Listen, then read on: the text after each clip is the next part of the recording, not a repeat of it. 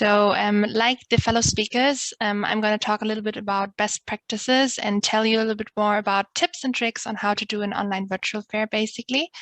First, I would like to tell you a little bit more about MeetYoo so that you also know where I'm coming from. Like Franz already said, my name is Alina. I'm the team lead for global business development at MeetYoo. MeetYoo is a company that has been focused on digital and virtual events since 1999. So we've not been around only since the pandemic, but we've basically started more than 20 years ago. I always like to say we started with the mothers and fathers of the digital events we know today, which is basically streaming and telephone conferences. Yeah, and we also have our virtual event platform already since 2012, so that's also been a while. We are a German company, so we are based in Berlin, Germany. I'm also there right now, but we have international offices also in Mannheim, another city in Germany, and also in New York. We are working internationally with lots of customers around the world, focusing specifically on corporate clients. And we have an average hosting of around 20,000 hours of digital events and conferences in more than 80 countries daily. We also have an ISO certificated TÜV seal. If you know what that is, it's basically a certificate for the highest standards in information security. And just to give you a very, very quick insight of what the platform looks like, this is basically our MeetYoo Pro platform. So we have different products. This platform I'm showing you right now is our managed service product. We also have a self-service product where you can create your own virtual event. And it is a click-through platform. So that means you click to go from one point to the other. And it's also very interactive. We have personalized avatars that you can click on, start a chat with. But I would really encourage you to later try to find our booth on the platform, on the HiHive platform, click register, and then you can also try out our platform on your own. So going back to what we will discuss, I want to focus on 3 important steps before the event. My colleagues already talked about this, how to prepare, and also differences to physical events. During the event, how can we attract attention and also create an experience for the participants so that we have the participants coming to our booth and staying there? And after the event, how can we measure success in general? So before the event, how can we actually prepare? I think there are 5 important aspects that we need to consider, just broadly speaking, when we want to prepare for a virtual event. First is content. Obviously, it's important to have all our content ready, to have banners and logos ready, which can be very, very different from what we prepare for a physical event, which I will come to on the next slide. Then for marketing, make sure to have postings ready for social media, make sure to have newsletters, announcements, really think about a virtual event very similar to a physical event. You need to promote it. People are not just going to come if you post the link once, but you really need to make sure to communicate it. Also take advantage and invite existing customers, potential leads that you already have in your contact list, send out a newsletter, just make sure to maybe put a signature banner in your email signature, small things like that, because it's very, very easy to register for a virtual event. There's a low access barrier, but still you need to get the attention and the awareness that this event is happening to have people register. Then when we come to lead generation, also something that is easier in a virtual event than in a physical event, because people go there and basically when they register, you have the data, right? So data generation is something very, very important. So make sure you are communicating with the organizer. Or if you are the organizer, really think about what kind of information do you need from participants? What is valuable information from you? What should you add to the registration form? For example, do you want to know which of your products they're interested in? Do you want to know which country they're from? What's their company name? Or do you really just need to know their name and their email, right? Also, you can have a little contact form option at your booth. This is something that MeetYoo offers, for example. I know that other platforms offer it as well, where you can also ask for information and basically for like a virtual business card, because in a physical fair, you would have the physical business card that someone would give to you. In a virtual fair, you can do something very similar. Also, make sure to prepare your booking links if you have them. Make sure to prepare engagement tools and these types of things, which we will also talk about later. Then when it comes to your staff that will actually be present at the virtual fair, I feel like a misconception is that if it's a virtual fair, you can just do something on the side. You don't have to focus 100% on your attention on it. If you're a booth staff, for example, I would always recommend to still act like the event is a full-time event. right? So make sure you have shifts. One person is taking the first shift for 2 hours, then another person. Nobody is going to be really concentrated. It can stare at a screen for 8 hours. So make sure you do shifts like you would do in a physical event. It's important that to just keep in mind that response time needs to be very, very quick in virtual events, because people expect you to send you a chat and you to respond immediately, like you would do in a physical event when they approach you, just like, you know, have an immediate response. So it is important that you have someone that really has the time to be at this virtual fair and to answer these requests. And for example, like I showed you at MeetYoo, you can also see here in the picture, we have these personal video and photo avatars, which means that we take actual pictures and videos of the booth stuff to make it a little bit more personal and the atmosphere a little bit more, just emotional and personal, because you can see who you're talking to. So that's also something you might want to prepare. And then when we talk about follow-up, it's important to prepare already some mail sequences, promotions, maybe some special offers, which we will talk about later as well, some banners, maybe anything that you can send as a follow-up to your participants, because it needs to be quick, because people are going to forget this event even happened if you send it 3 days later. Yeah. Then differences to a physical event. Content, very, very important. Your content needs to be improved for digital and mobile use, because there will be participants that will be on their phone. So if you have a banner at your booth that has very tiny writing, they're not going to be able to read anything on that on their phone. So it's very important to consider also participants are not only on a big computer screen, they might be on their phone, they might be on a tablet, on just smaller devices. So make sure to think of that for the file size. They want to maybe download a document, so maybe it shouldn't be 20 MB, right? It should be a smaller one. Also, the attention span usually is a little bit shorter with virtual events. So just make sure you consider that. Marketing, I think that's clear. There's a lower access barrier. You have the opportunity to have global availability, reach a bigger target audience. So take advantage of that. That's definitely a big difference between physical events. Basically unlimited target groups. So you could reach out to people that you would maybe not reach with a physical event, right? Then we have a lead generation. Already talked about that.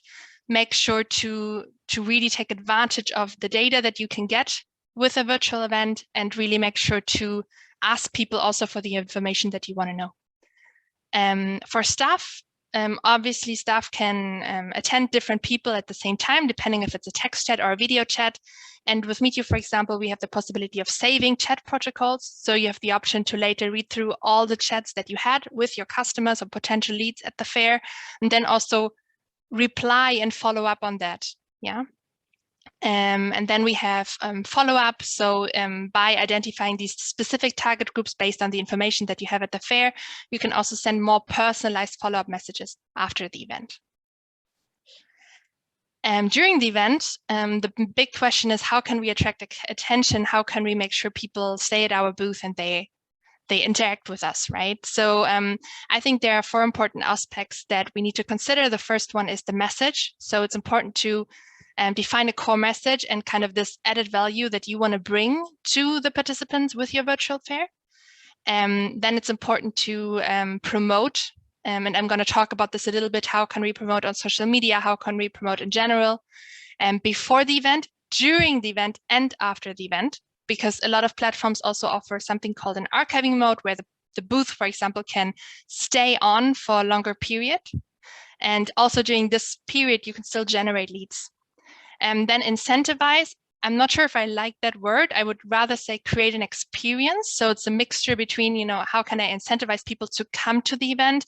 Now, can I create an experience so that they stay at the event? And then at the end, also gathering feedback, which maybe for you right now isn't really connecting to how to attract attention. But obviously, if you want to learn how to attract attention, it's very, very important anytime you go to a virtual fair also to get some feedback from your participants to then learn what can you even do better next time. So your message, it's important to communicate added value. So your event or your booth needs to bring some type of added value to your participants. And this is something that should be your core message when you do the marketing. Your added value can be knowledge sharing. It can be the participants that go to this fair and visit your booth are the first to learn about a new product or the first to know something, right? It can be they get a special discount code or a special free trial. It can be they meet the CEO of your company, which usually maybe they wouldn't, because the CEO might not travel to the physical fair, but he's available to be at the virtual fair because it's just easier. And also networking can be an added value, but these are just some examples. So what are the advantages? Why should people go to your physical fair, to your virtual fair?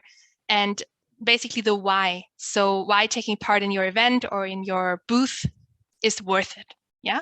And how can you do this? By promoting and kind of integrating your message in this promotion. There are lots of different examples of how you can promote before the event, during the event, after the event. I also brought you some on the next slide, some posts that we did. At MeetYoo, we really love LinkedIn. We are very active on LinkedIn. We use all our employees' profile, our CEOs is very active on LinkedIn. But in general, we try to use all existing channels. So that means newsletters, social media multipliers. If you're speakers at your event or if you have experts at your event, let those be your multipliers as well to promote your event. Always involve a call to action in all promotional materials, something like register now, visit us now, meet me here, and then people click and actually register for your event. Especially on social media, use visuals, banners and images to give the readers kind of a sneak peek, not too much, don't show them everything because then they have seen everything, but maybe like a sneak peek of what you're gonna do there, what your booth is gonna look like.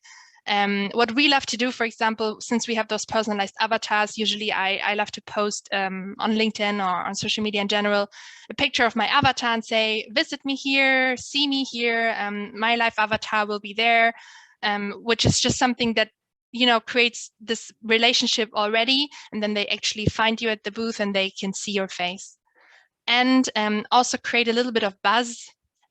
So use maybe a hashtag. If you do your event, you can use a hashtag for your event. You can start a challenge, or you can communicate a special promotion related to your event. For example, a free trial for everyone who comes to the booth and says something specific or sends in a contact form or something like that. So before the event, like I said, it could be meet me here, don't miss out on XYZ. During the event, just sharing impressions of what's going on, sneak peeks, announcement, just share that excitement of now the event is happening. And after the event, we always like to create also some type of after movie, a recap, and just share that also on social media. What happened? When is the next time that people can see us at the event if they missed it? And is there any recordings, things like these. So here you can see some examples. Some are in German, some are in English, but you can see we always try to use visuals that come with it. Here you can see me announcing that I'm now available online, for example, with my little avatar. And other than that, you can see it's all also very important in the corporate identity, our MeetYoo colors, and just make sure to post about it, to create some buzz and to invite your people. Then we come to incentivize, or how I like to say it, create an experience. I think there are 4 important factors that you need to consider if we want to talk about how to attract attention by creating an experience. We have engagement tools of the platform, which is a very individual topic depending on which platform you use. We have personalization, design, and gamification and incentives. So when it comes to engagement tools, for example, a lot of platforms have different engagement tools that you can use. For example, if you're as an exhibitor at a fair and there's a networking area or networking chat where you can talk to everyone, go in the chat and say, hey, visit us at the booth and you can discover XYZ there, or this is what we do, or my name is X and I'm an expert at this. Do you have any questions? So try to interact, not only use your booth, but also use the event and all the other spaces where people might be interested in your products. A lot of platforms, MeetYoo as well, have user searches, for example. So you can go in and you can look for people that have specific interests that match what your company is selling or what your company is trying to promote. So you can use your profile to put in information on which products you are selling, and then you can search for people that are looking to buy these, which is also something that Erich Wolf mentioned before, which is matchmaking, which is a very, very important topic. So this is also something we do. For example, making sure we can connect buyers and sellers. So for example, if a buyer is on the fair and is interested in a marketing engagement software, and then we have an exhibitor that is selling a marketing engagement software, we're going to match them together, and they're going to find each other very easily in their matchmaking. We also have the option to have live Q&A chats. We always like to encourage also exhibitors to think about that they can do live expert sessions at the booth. So that means there can be a space at the booth where you can have an open breakout room, which is an open video meeting room where you can invite one expert, two experts from your company, maybe even an external one, discuss, and then participants can come in and ask questions in a live type of scenario. Or you could do live presentations like we're doing right now at your booth directly, have a live Q&A afterwards to engage with your audience and to also provide that additional value of, I'm not only trying to sell you something, but I'm trying to also tell you more about it and maybe share some knowledge that is just related to my product. Then we have the contact form. So that, like I already said, could be a button where participants can click and just fill in their information and say, I'm interested in product A, B, and D, and I would like to receive some more information. You can have a feedback button at the booth where you can link a survey, where you can just have 3 or 4 questions quickly about how they liked the booth, which products they're interested in, what can you improve, what did they really love.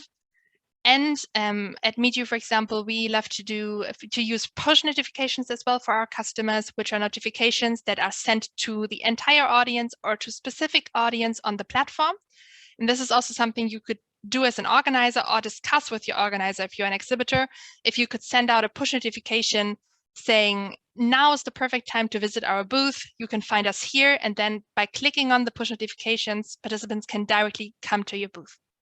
Yeah, those are just a few examples how you can use engagement tools, but I think it always depends on the platform that you're using and obviously also on the goal that you have as a company. Is it lead generation? Is it knowledge sharing? It always depends. Then we have personalization. So here, one big thing that we do as MeetYoo is the personalized avatars. This is something that all our customers are taking advantage of. We offer this in our managed service solution, but also in our self-service solution. And it's very easy. Customers just stand in front of a white wall, take a picture with their smartphone, and we make them an avatar in the platform. So this is something where you can really create a relationship with your participants because they might recognize your face from LinkedIn, from other social media channels, but also they see the person they're talking to, but they don't have to turn on their video, which is something that sometimes people don't feel comfortable with. They just want to chat, but they still want to see the other person. So that's possible as well. However, if you want to do video calls, you can also have video calls. You could do, for example, private personalized meetings at the fair. You can use meeting links for that, or also you can promote on social media before the event that you are offering private meeting slots, and then they can, and then participants can book ahead of time and find you at the fair and have a talk with you in private. You can also have private text chats. We have the option to have personalized agendas. So that means as a participant, you can come in and you can create your agenda based on your interests. So that means you can mark your presentations that you like as favorites and then also send them to your Google Calendar or ICS. And like that, create your personalized experience a little bit. And obviously also sending out personalized invitation emails, notifications, using the matchmaking. And here we have, for example, also an avatar that is not present at a booth, but that is presenting a product. So this was a customer of us that is presenting a product here. And at the product, you can find little documents, links, more information about what this is. And if you click on the avatar right here, you can ask questions live. Yeah, so that's also something that you could do. Then we come to design. Obviously, design also depends a lot on which platform you're using. At MeetYoo, we have the option to use completely customized design. I think that's also something we've heard before. I've brought you an example here of an exhibitor that was selling bicycles. So this was a fair which was all about bicycles. and every exhibitor was selling bicycles. What this exhibitor did, what made him stand out, is they actually had an exposition of the bicycles, and you were able to click on the bicycle and see a 3D version of it, turn it around, zoom in, basically see the bicycle on your computer screen and see every little detail of it to actually find out if this is what you need and what you want. It's important to include your corporate identity to make sure you use your colors, your logos, your banners, to really have this brand awareness and to kind of stick in people's mind. This was the company with a red logo with a big animal or something like that, right? Product presentation, product pictures and videos. We have here, for example, an example of a product catalog, which is something that we always recommend to customers if they're trying to sell. If one of the objectives of the event is selling products. Here, for example, participants can see the different products. They can click to find some more information, pictures, videos, documents, links, texts. But they can also click on order now and will be directly guided to the website to order the product on the website. And then last one, we have gamification and incentives. So this depends a lot on what type of event you're doing, how much, what's the audience? Because gamification, for example, works with some audiences, but then also with others, it doesn't really work because they're not that interested in having a gamified environment. What we had customers do is, for example, offer free gimmicks. We had a customer that was doing a presentation during lunchtime. So they said, hey, we also have a lunch voucher if you want to grab lunch and just watch the presentation while you do it. Here is 50% off Glovo, Lieferando, Deliveroo, food ordering platforms.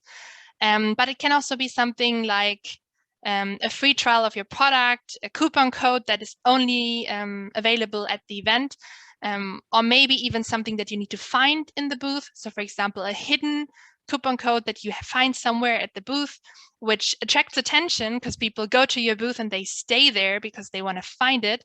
And it's also really nice to promote your event on social media, for example, to say, hey, if you want to save 20%, come visit us, talk to us. We can tell you which product you would like. And then also you can find a coupon code there. Yeah. And then obviously you can do rallies, you can do quizzes, raffles, and then just have exciting prizes. So for example, have a quiz at your booth directly, ask some questions about the company, and then just select a winner out of the people that had the right responses. Here you can see some examples. So we had, for example, here we had a game which was Find Nemo, very creative, from the little fish Nemo from the movie. This is him, and you basically had to find Nemo in the whole event. It was swimming around, the event was underwater, and every time someone found him, we donated €1 to charity. Yeah, so that's also something how you can engage with your participants, which is like, always a good thing to do to attract attention, because also in this case, for example, people of course wanted us to donate money to charity, right? So of course they spend time in the event and look for the fish and click on it, and they were excited about it. Yeah, we got a lot of positive feedback. And here, this was just a raffle. So you clicked on the win, you put in your data, and then you were able to win a bicycle in this case. And then we have gather feedback. So you can do that obviously by feedback surveys. You can do that by sending a follow-up email. You can do a giveaway or a raffle that is connected to feedback. So for example, give us feedback, and then you are in the pot for the raffle, right? And also it's important to analyze and just evaluate your reporting to know how much time did people actually spend at my fair? Was there a video that was watched more than the others? Was there a document that was not looked at all? Maybe I should have given it a different title or a different description, because obviously like this, it didn't work. So just these small types of things to learn for your next event, I think that's very important and a lot of times forgotten. And then after the event, how to measure success. This is also strongly related to reporting, but also, again, very related to which platform you're using and also the terms and conditions that were accepted by the customer. We always have to be GDPR compliant. We have to be in compliance with data privacy, data protection laws. So it's important that your participants accept at some point in the registration process that they're okay with you receiving the data and also you contacting them after the event. This is something that we also take very seriously, and we also advise customers on this all the time. So for example, you might want to know how many visitors engaged with your content, how many visitors clicked your documents, clicked your videos, but wouldn't it be better if you would know who actually did it? Because then you would know who saw the document and in which product were they actually interested in. This person watched the video about my marketing product for 5 minutes and downloaded 3 sheets that were related to my marketing product. So obviously I'm going to send them a follow-up email that is very specialized on my marketing product because I know they're very interested in it. And I think the question about also like quantitative success and qualitative success is, first you want to know how many visitors engaged with your content, but also which feedback did you receive? Did you receive messages of participants that were like, I love your info sheets, the video was great, the presentation was great? That's qualitative feedback of participants that you want to have. And the same with conversations. Obviously, it's great if you had 300 conversations, but I think Thomas mentioned that as well. If the conversations were not of high quality, or if those are not really leads that are interesting for you, then maybe this is not the best measurement to actually measure your success. So it's always how many conversations did you have and how was the quality of those conversations. This is also related to later than the follow-ups. How many visitors actually stayed engaged with you? Did they respond to your follow-up? Did they turn into opportunities eventually? Do you maybe have some follow-up appointments after the event? Did you maybe even make a sale at the event, which is also possible at a virtual event? And then obviously we have lead generation. So how many leads did you generate via chat, via contact form, and what's the lead quality? At MeetYoo, for example, we have something called lead scoring, which is basically a system that the customer can define criteria for us to score leads according to those criteria. So for example, someone who watched all the videos, downloaded at least 5 out of 10 documents, and opened 3 links, plus started a chat with you is an A lead, because they're obviously very, very interested in what you're doing. But someone who just went to the booth, stayed there, and clicked on something but didn't do anything else, they're probably more like a CD lead because they went to your booth, but then they also didn't really engage with your content. Yeah, so that's something we could do as well. And yeah, that's everything. If you have any questions, you'll find me later at the event, and also feel free to come visit us at the booth at our self-service platform, MeetYoo Go.